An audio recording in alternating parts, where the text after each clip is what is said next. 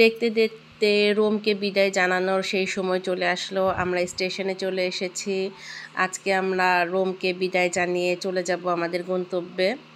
তো স্টেশনে ওয়েট করছিলাম ট্রেনের জন্য। এখানে অনেক অনেক শপিং মল ছিল, ওগুলাও আমরা ঘুরবো চিন্তা করছিলাম, কারণ ট্রেন আসতে এখনও প্রায় 1 ঘন্টার মতো দেরি আছে।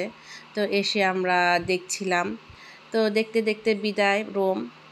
আমরা উঠে গেলাম ট্রেনে এবং ট্রেন ছেড়ে দিল। আয়ান বলছিল বাই বাই রোম, আবার আসবো। রোমের এক্সপিরিয়েন্স অনেক সুন্দর ছিল, যদিও গরমের কারণে আমরা একটু টায়ার্ড হয়ে পড়েছিলাম, বাট সবাই মিলে এত সুন্দর সময় কাটিয়েছি, মনে রাখার মতো একটা ভ্যাকেশন ছিল। তো আমরা যেদিন রওনা করে গিয়েছি ট্রেনে রোমে, তো ওই দিন ছিল রাত, আর এখন তো আমরা রওনা করেছি দিনে দিনে।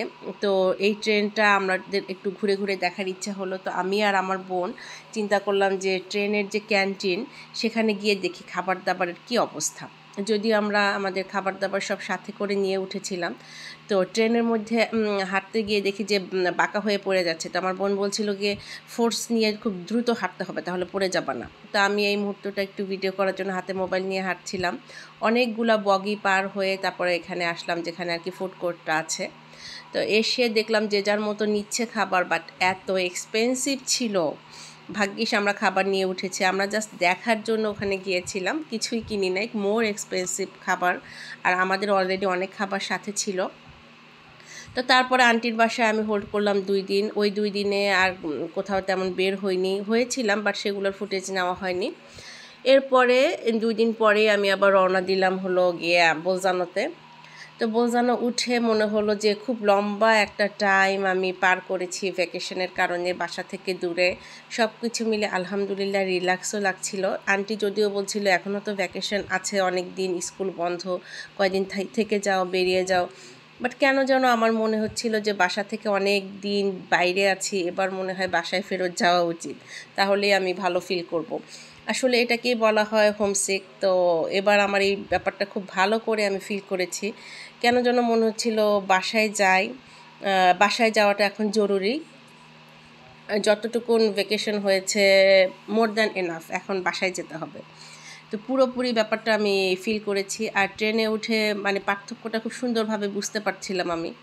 যতই বোঝানোর দিকে যাচ্ছি ততই সবুজ গাছ, পাহাড়, একটা শান্ত পরিবেশ, রোদের তীব্রতা কম।